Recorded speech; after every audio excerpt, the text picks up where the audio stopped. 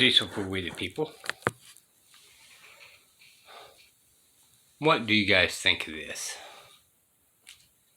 The United States has, without a doubt, the most heavily armed population in the world, with firearms being a part of daily life for many Americans. While in many nations the mere sight of a gun is an extremely rare occurrence, in the US some studies say there are almost as many guns as there are people, while others say there are more. What is known, though, is that much like American income, the majority of guns are concentrated in the hands of a minority, with 3% of gun owners owning half of all guns in the United States. With this much firepower available to the citizens of America, does it really stand a chance against its own military? The US military needs no introduction. It has the world's largest budget, more than the next 7 competitors who are in order: China, Saudi Arabia, Russia, United Kingdom, India, France, and Japan. Of $1.6 trillion spent on military budgets around the world, the United States accounted for 37% of the world's total. All that spending goes to support the largest military presence on Earth, with American bases spread out across every continent except Antarctica. Greatly mistrusted for its all-encompassing reach, U.S. national strategy is in fact to avoid another major war, such as the 2 world wars and the countless wars that rocked continental Europe for centuries. U.S. forces are therefore pre-staged in potential conflict zones, where in conjunction with local allies, their presence alone is a deterrent to violence. The results are hard to argue with, seeing as there have been no wars between major industrialized powers since the end of World War II.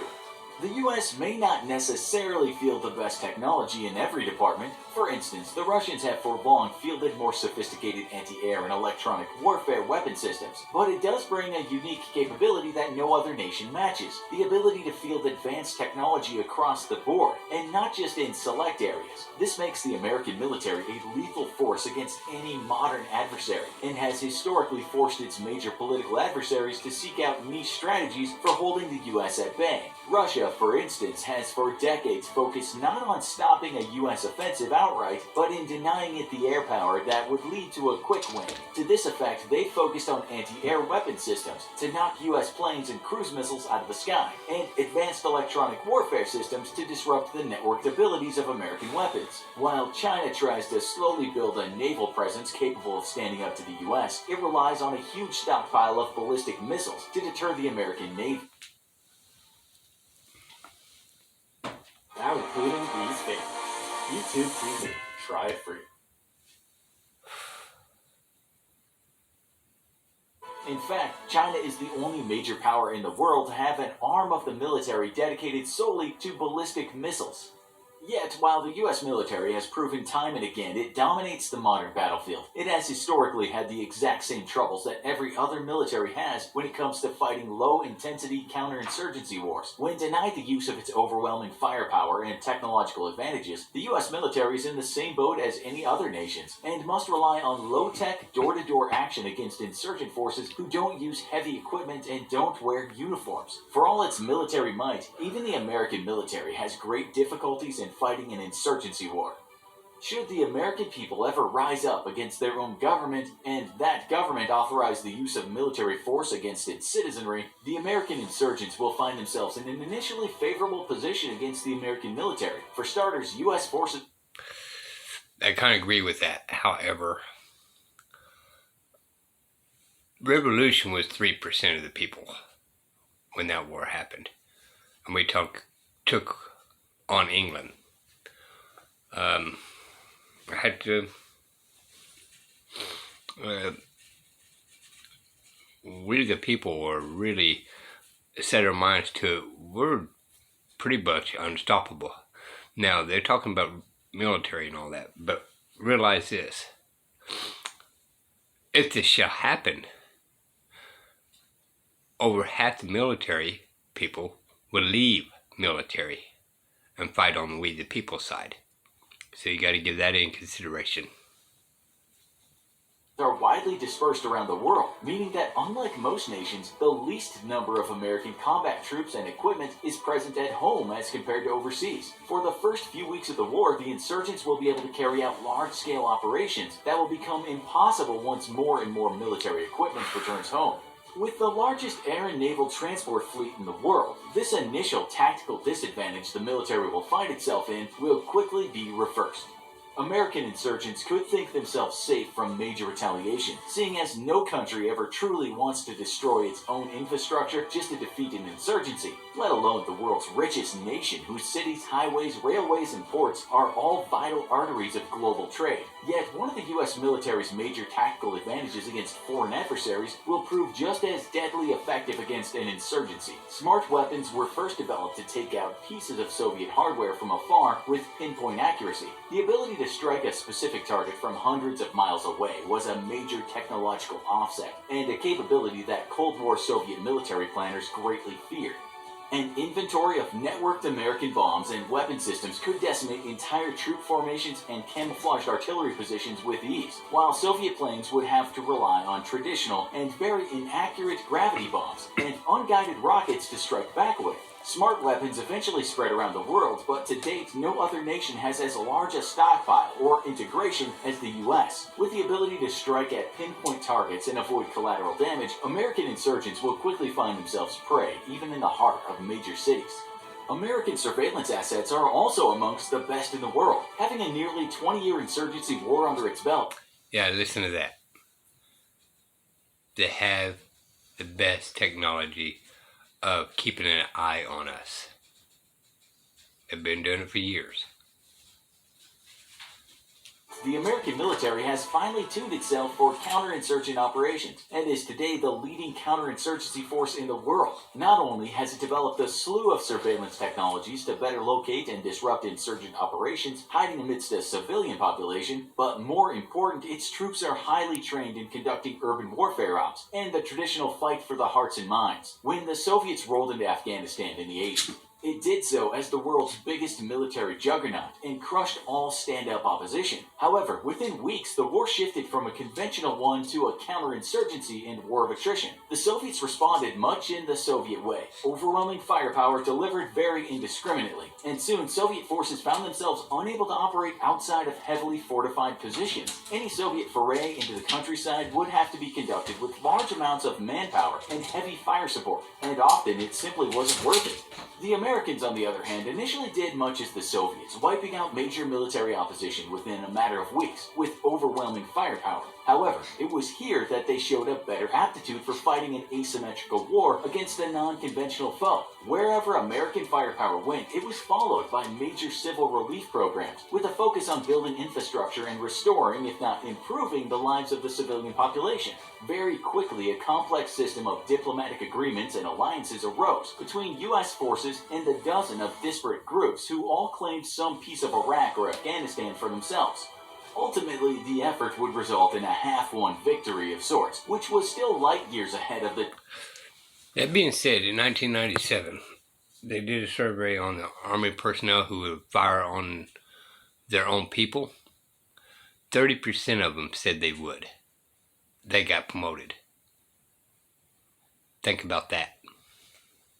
Total defeat suffered by the Soviets. Unfortunately, the U.S.'s insistence on fighting two insurgency wars simultaneously would force it to divide its assets and ultimately result in the mixed results we see today. Yet all the expertise, technology, and troop experience gained from the insurgencies in Iraq and Afghanistan would come into play against the U.S. insurgents, and this time the U.S. military will find itself with major advantages it lacked in the Middle East.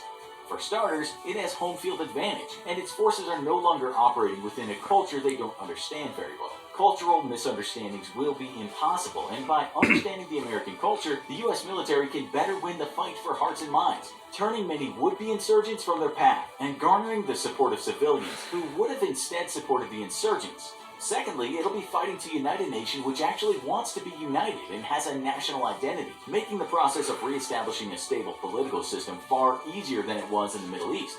Iraq had huge sectarian divisions that plagued the country for decades and were barely kept in check by the authoritarian strongman. Afghanistan was itself also held together only by the very violent Taliban, who regularly used military power to enforce its grip over the people. Without these authoritarian figures forcibly uniting the nations together, Iraq and Afghanistan quickly fell to pieces that were very difficult to put back together. Afghanistan would prove especially difficult, as its people simply lacked the desire for national unity that nations in the West have had for centuries. Americans, however, have a very strong sense of national unity, and lack the sectarian differences and ideological conflicts that would see the nation split up into a conglomerate of cabals in the case of national government collapse. Sure, Democrats and Republicans may often be at each other's throats, but ultimately, as national tragedy after national tragedy has shown, the American people stand united. As the old adage goes, you're allowed to fight with family and call them names, but if anyone else tries to hurt your family, then you better watch out. This sense of unity will make the job of counterinsurgency far easier on American forces than it was in the Middle East, and make it far more difficult for American insurgents to exploit a mistrust of the U.S. military.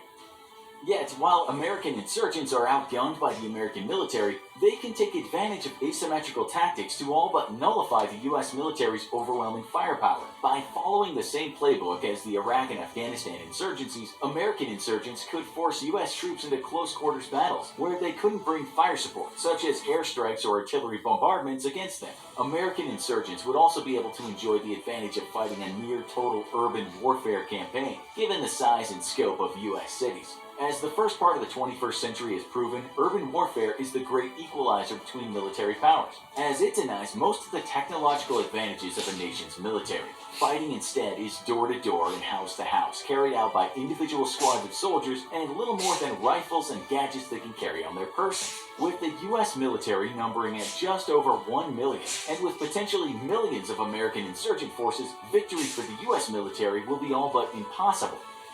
A fight between the U.S. military and U.S. citizens would be a dragged-out affair that would likely last as long as the overseas insurgencies. It would be less a war of weapons and more a war of words, both sides trying to sway the majority of the population to its side. It's likely that in such a war, entire cities would go rogue, with local city governments refusing to outright support the U.S. military or the insurgents, and simply wishing to be left out of the fighting. They would deny the military the right to operate in its streets, but also not wish to support an insurgency which will bring military action against it.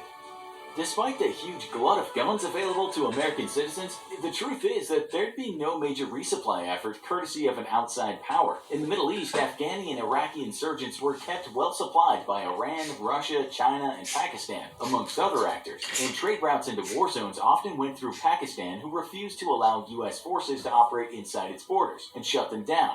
In an American insurgency, however, there would be no neighboring power to supply the American insurgents, and the major trade routes into the U.S. through which arms supplied by a foreign power could enter would all be very easily monitored and shut down by the U.S. military. Within a year or two... No, you know what I do? I snack on Blue Diamond Almonds. Oh, come on. Sriracha? Whoa! Don't fight your cravings. Eat them. All the flavors you crave in a superfood. Blue Diamond Almonds. Crave victoriously. Of heavy fighting, the American insurgency would find itself very low. Disagreed. The force is going to be away from the border of Mexico. And dare I say it, the cartels don't like the United States, so they'd be more than happy to supply. So I had to disagree with that. Low on ammo and very low on usable equipment. Yet the war would take a huge toll on the American economy as well, which would in turn directly affect the budget of the U.S. military.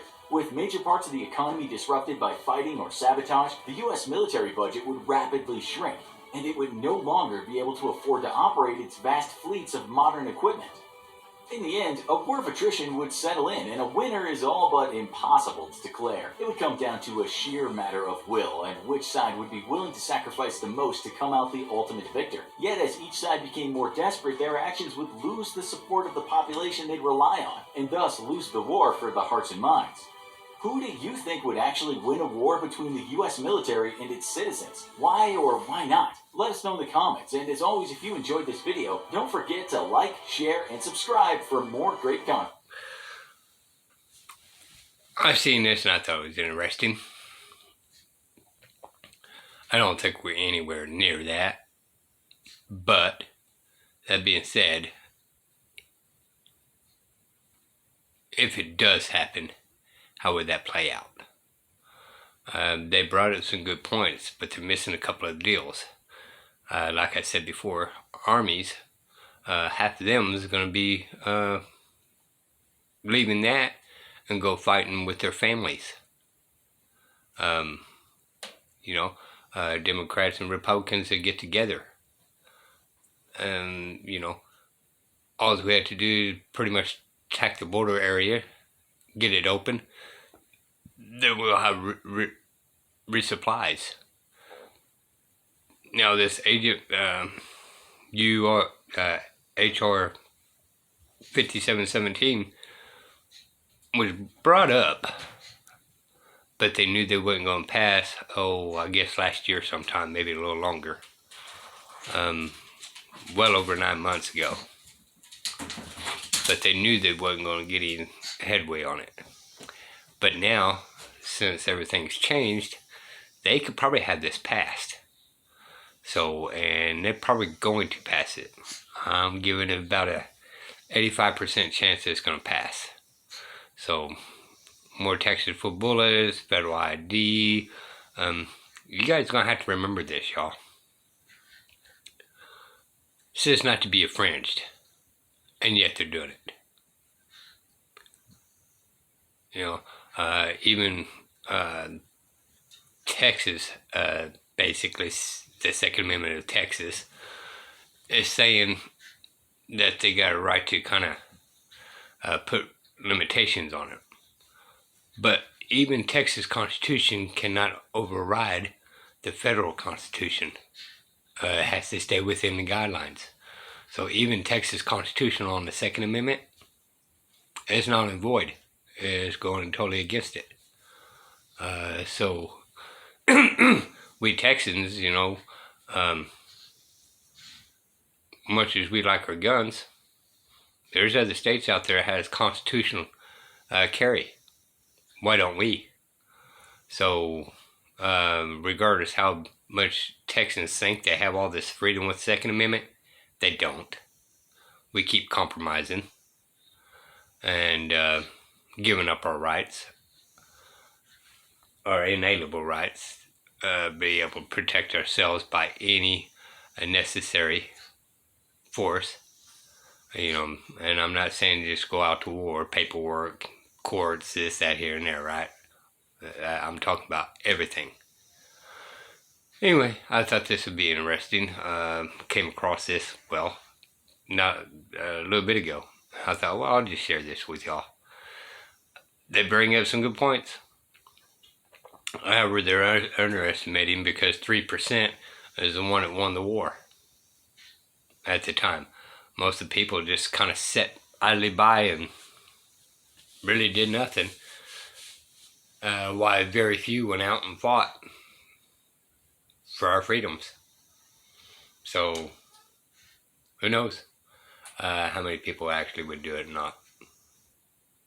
I don't think it's ever going to come to pass, but it's an interesting thought. Till next time, decent for we the people. Bye, y'all.